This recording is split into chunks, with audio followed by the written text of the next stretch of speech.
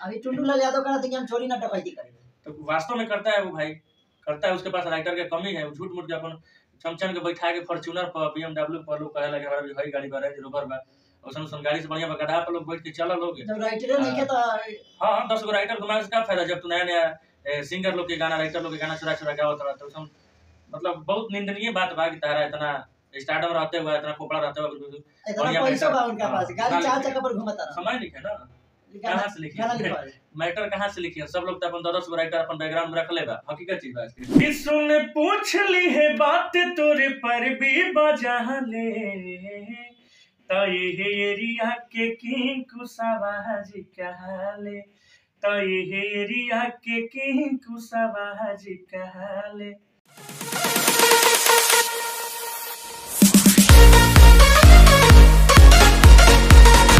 नमस्कार, प्रणाम, के राज और आप देख रहे हैं डीएम न्यूज। आज आए हुए हैं सासाराम में, और सासाराम में ऐसे सिंगर से आपको मिलवाएंगे जिनका बहुत सारे गाना यूट्यूब पे हिट है। आप लोग सर्च कर सकते हैं नाम, जिनका नाम है रजनीश रंजन, किसी भी नाम का मोहताज नहीं है। उनका काम आप यूट्यूब पे जाके देख सकते हैं कि किस तरीके से काम करते हैं। इनका जातिवाद सॉन्ग आता है अब ज्यादातर, पहले बहुत सारे गाना इनका ऐसे भी आया हुआ है, और इनसे ही जानेंगे कि कितना दिन से गायकी कर रहा है। और सासाराम में आए हुए थे तो इनसे हमारा मुलाकात हुआ है, तो चलिए आप लोग को भी करवाते हैं, और कुछ भोजपुरी इंडस्ट्री के बारे में भी सवाल करेंगे, और कुछ जातिवाद सॉन्ग के बारे में भी बात करेंगे, क्योंकि भोजपुरी में अश्लीलता जातिवाद पे हमेशा उंगली उठता है। तो बहुत सारे सवाल है, सभी का जवाब भी पूछेंगे, क्योंकि ये भी एक भोजपुरी के परिवार है। तो बहुत बहुत धन्यवाद आपका डीएम न्यूज। सबसे पहले जितना भी हमारे डीएम न्यूज देखने वाले श्रोतागण वाले सबको तहे दिल से प्रणाम करता है, और सब भाई लोग अपन प्यार ऐसे ही बने रहेंगे अपन भाई पर। अच्छा, आपके इस लाइन में कितना दिन से मतलब गायकी करते हैं? हम लाइन में 2011 से अपन चल रहा बा अपन काम का। अच्छा, आपका मतलब गाना 2011 से आप गा रहे हैं, तो अभी के डेट में आपका देखा जाए तो सबसे ज्यादा मतलब कोई गान पे गाना आ रहा है?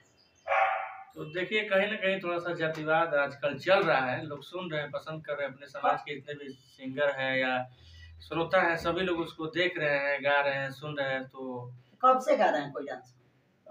हम कोई सन 2021 में स्टार्ट किया था मैंने। पहला गाना था नजरात भर मिलावा कोईरान से, उसके बाद लगातार गाना चल रहा है अपना। अच्छा, तो आप 2011 से गा रहे थे, इसके पहले कोई गाना बिना जातिवाद का गा रहे थे, तो क्या उस पर रिस्पॉन्स कैसा? ठीक ठाक था, बहुत सारा गाना ऐसे भी बजा हुआ है, ऐसा नहीं है खाली जातिवादी गाना चलता है अपना। सारा जिला यही मार जाई हो हमारा, 2 लाइन गा कर सुना देते थोड़ा। ए गोरी जिला रोहतास में जिया जइबू हो, अब बचे पैबू न साचो कोड़ा जइबू हो। तो उसमें लड़की का लाइन था कि जदिला फाड़ा में जदिला फाड़ा में कपड़ा जे फाट जाई हो, तो सारा जिला यही में हट जाई हो। 4 मिलियन इस गाने का व्यू गया था। संजीवनी म्यूजिक से भोजपुरी से गाना था ये। अच्छा, आप कब से मतलब ये आप कैसे सोचे कि हमको गाना गाना चाहिए? 2011 से गा रहे थे, आपको कब लगा? क्योंकि बहुत सारे लोग इसमें राइटर भी है, बहुत सारी चीजें, लेकिन आपको मतलब मन में कैसे आया कि हमको भी गाना गाना चाहिए? हम बचपन से ही मतलब गायकी का शौक था हमारा, और अपना क्लास टाइम में भी छोटे छोटे थे हम लोग, तो अपने स्कूल में भाग लेते थे, अपना पार्टिसिपेट करते थे, गाते थे। उस समय एक अंदर जिज्ञासा था कि नहीं हम लोग भी एक सिंगर बने, लोग हमको सुने। तभी से मतलब मेरा था कि नहीं मैं सिंगर बनूंगा। तो अभी आपका डेट में देखा जाए तो आपका कोई डांस सॉन्ग ज्यादातर आ रहा है, इससे आपको नहीं लग रहा है कि भोजपुरी में जातिवाद फैल रहा है? देखिए जातिवाद ऐसा कुछ इशू नहीं है, लेकिन लोग उसको बड़ा बड़ा मुद्दा बना रहे हैं। और हमारा जातिवाद ही गाना नहीं आता है, एक जातिवाद आता है तो लोकगीत भी आता है, सैड सॉन्ग भी आता है। तो श्रोता के ऊपर पसंद है कि आप कैसा गाना सुनना पसंद करते हैं। तो लोग जातिवाद गाने ज्यादा पसंद करते हैं, तो इसलिए हम लोग भी कहीं ना कहीं गाते हैं, लोग सुनते हैं। तब आप कोई डांस सॉन्ग बहुत सारे गाए हुए हैं, आपका उसमें फेवरेट कौन सा है? सब तो बाजते बा, सब फेवरेट बा। तो ये वो गा के गुनगुना के सुनाइए जो आपको अच्छा लगता हो, आपको दिल से। अच्छा, मतलब एक सॉन्ग होता है ना कोई भी। कि सुन पूछ ली है बात तोरे पर भी बजा ले, तो ये एरिया के किंग कुसावाज कहले, तो ये एरिया के किंग कुसावाज कहले। और हाँ इससे जी। भी पहले मेरा एक गाना आज तक मतलब हमारे कुशवाहा समाज में मतलब एक अलग प्रचंड बनाया है कुशवाहा जी के जान पर। बहुत ही वो भी गाना ये प्यारा बहुत लगता है। उसका कितना मिलियन, अभी शायद 2-2.5 मिलियन है गाना। हाँ, उसका बहुत ज्यादा लोगों ने प्यार दिया, उसको सुना भी। उसको गा कर सुना देते हैं एक बार थोड़ा सा। गाना था कि अरे पूरा जिला के लांघ ले ले बानी घरे ह लुधियाना रे, लड़की के लाइन है। अरे की झुमका पहिर के जे मारब ठुमका तो हिली समियाना रे, आ जवानी बा मोरे जान लेवा, अरे जर जइबे मोछिया ठबे तो मेरा लाइन है कि 2000 से धोनिया उछा जाई रे कुशवाहा जी के जांग पर बैठबे ता। ये भी गाना के लोग बहुत प्यार दिला से के। और ये गाना अभी इनका ऐसे अभी ऑफिशियल चैनल पे ज्यादातर गाना आ रहा है, जिसका रजनी सरंजन आप लोग सर्च कर सकते हैं। कुशवाहा किंग भी उसी चैनल पे, उस पे बहुत सारे गाना जो कि आ रहा है। आपको क्या लगता है कि अगर इस तरीके का गाना गाते हैं कि आप किसी भी जात को ऊपर नीचे दिखाते हैं अपने गाने में? नहीं नहीं, हमारा वो टारगेट नहीं रहता है किसी भी जात को नीचे। आए दिन हमारे राइटर लोग बोलते हैं कि भैया ऐसा गाना गाइए वैसा गाइए, तो हम एक लाइन में मना कर देते हैं कि नहीं। हमारा मकसद है कि अपने समाज पे गाना गाते हैं तो अपने समाज के उसमें बड़ाई करते हैं, उसके बखान करते हैं, ना कि दूसरे समाज को निगलेक्ट करते हैं, नीचा दिखाते हैं। ऐसा कुछ मेरा उद्देश्य नहीं है, क्योंकि कहीं ना कहीं आज के डेट में हर केहू अपन समाज खातिर लड़ता। तो हमने के उसमें टारगेट ना रहला और जातिवाद कोनो बड़ा इशू नहीं थे। और कलाकारी लाइन में थोड़ा सा ओकरा के लोग ज्यादा सुनत है के चलते हमने के गावे नहीं किया। बाकी सब तो इंसान खातिर इंसानियत सबसे बड़ा मायने रखेला। अच्छा, भोजपुरी के आप सदस्य आप भी हैं, जी। भोजपुरी में आप गायकी कर रहे हैं, भोजपुरी सॉन्ग गा रहे हैं, तो भोजपुरी में बार बार उंगली उठता है कि भोजपुरी में अश्लीलता है, इस पर आप क्या कह रहा है? देखिए, भोजपुरी में उंगली उहे उठावेला लोग जेकरा भोजपुरी से कोनो मतलब नहीं है। काहे कि आ दिन रोज भोजपुरी में कम से कम पर दिन नहीं हो तो कम 50,000 गाना रिलीज होला। बिल्कुल। और ओकरा में 50,000 में 5,000 अश्लील गाना हुई, बाकी सब बढ़िया बढ़िया गीत रहेला, लेकिन ओकरा के लोग ना सुनेला। जवन लोग अश्लील गाना बजावेला 10 लोग ओकरा के सुने लागल तो अश्लील होके लागल। जवन गाना जब तक मार्केट में नहीं बाजा तो अश्लील नहीं थे। भोजपुरी में अश्लील बा कि ना बा? देखिए, अश्लील हर जगह बा। अगर बा नजरिया से देखब तो बॉलीवुड में भी बा, हर जगह बाटे, साउथ में भी बा, लेकिन ओकरा के लोग कायदा में बोलेला, बतियावेला, दिखावेला। और भोजपुरी में भी वही चीज बाटे, लेकिन लोग एकरा कितना नु अपन टीआरपी खातिर हमारे न्यूज रिपोर्टर बहुत ऐसा लोग बाने कि जौन चीज गवा गेल ओकरा के बार बार उंगलिया के ना ऐसे है फलान ढेकान पूरा करके ओकरा कितना वायरल कर देता है कि एकदम कहे की जरूरत नहीं होता। अच्छा, तो ये मानिए कि भोजपुरी में आपका कहने का मतलब है कि अश्लील है कि नहीं है?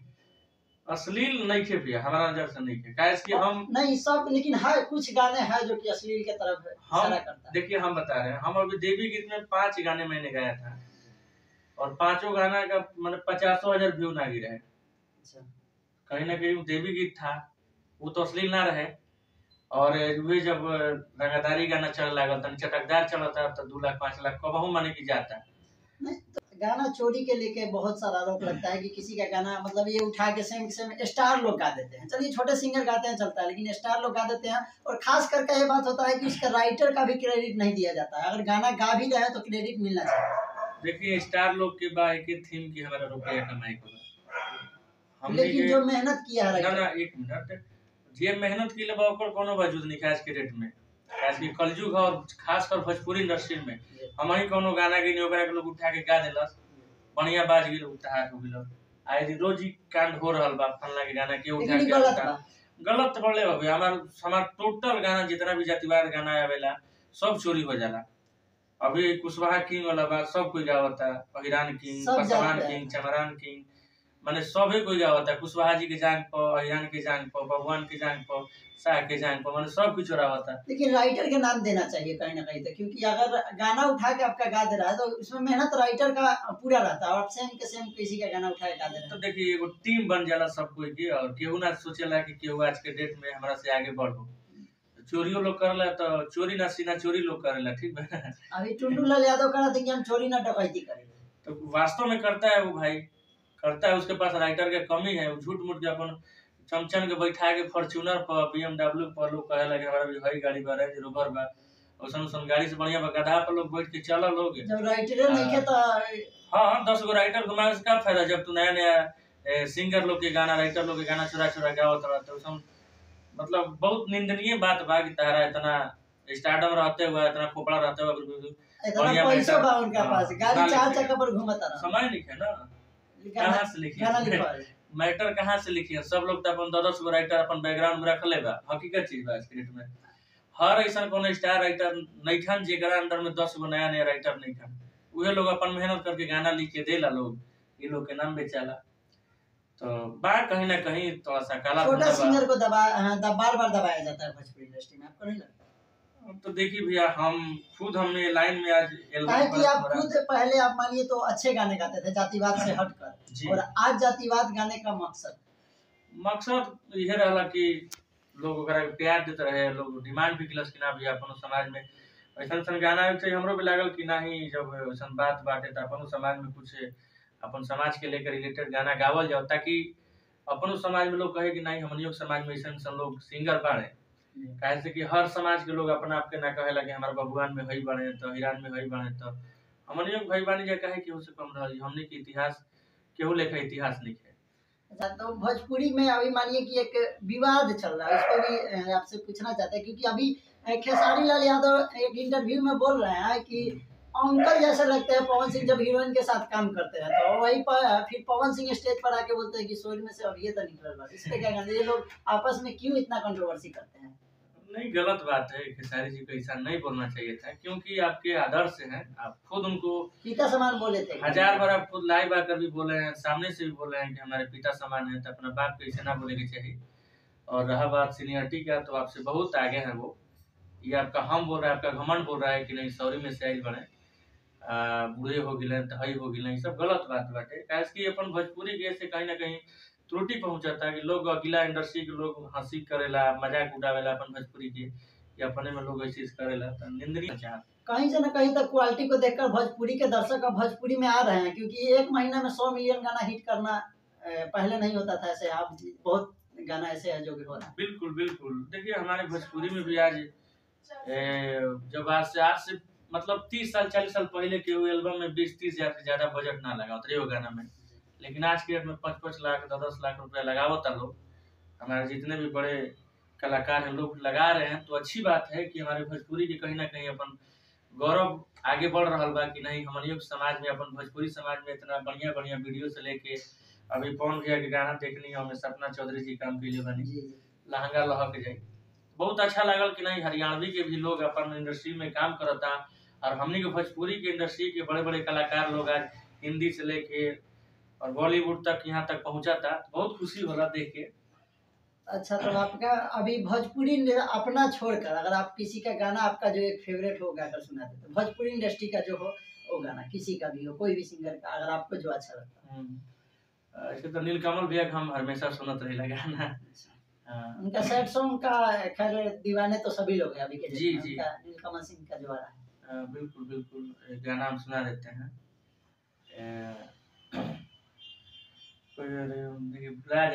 अभी इंटरव्यू करते हुए अभी तो गाना सुना दिए हैं, तो थोड़ा मतलब दिमाग में बात नहीं आ रहा है, लेकिन कहीं से ना कहीं तक देखा जाए तो भोजपुरी इंडस्ट्री में एक अलग पहचान अभी के डेट में नीलकमल सिंह का देखा जाए। बिल्कुल बिल्कुल, हमारे बड़े भैया का जीवन है, मैं उनको बहुत आइडियल मानता हूँ अपना, कहीं ना कहीं हमारे समाज के भी है वो।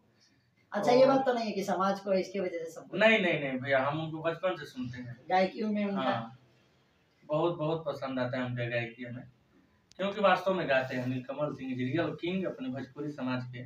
और जाते जाते एक गाना अपना कोई भी जो कि जातिवाद हो या बिना जातिवाद हो, एक गाना सुना दीजिए। जी बिल्कुल, एक गाना अभी सैड सॉन्ग मेरा आया था, ए जाने दिलवा लगइला के कैसन सजा दिहलो कि हम भूल न पैनी तू कैसे भुला दिहलो कि डूबल जिंदगी हमारी शराब में बा कि दिहल निशानी तोहर हो आजू हमरा हाथ में बा, तू नहीं खूपा से बाकी हो याद तोहर साथ में बा, बहुत ही प्यारा गाना ब्लैक बीट भोजपुरी से अपन छूटल बा। इस चैनल पे जाके सुनिएगा क्योंकि ये छोटा चैनल है और रिस्पांस अभी तक बहुत ही अच्छा मिला है। अगर आप लोग सपोर्ट कीजिएगा तो और ज्यादा जाएगा।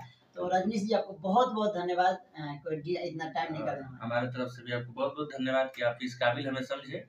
और हमारे भाई के चैनल बाटे डीएम न्यूज, आप एकरा के सब्सक्राइब करी जा। अपन रजनीश रंजन ऑफिशियल बा हमारा अपन यूट्यूब चैनल, अपन सपोर्ट प्यार बनले रही जा।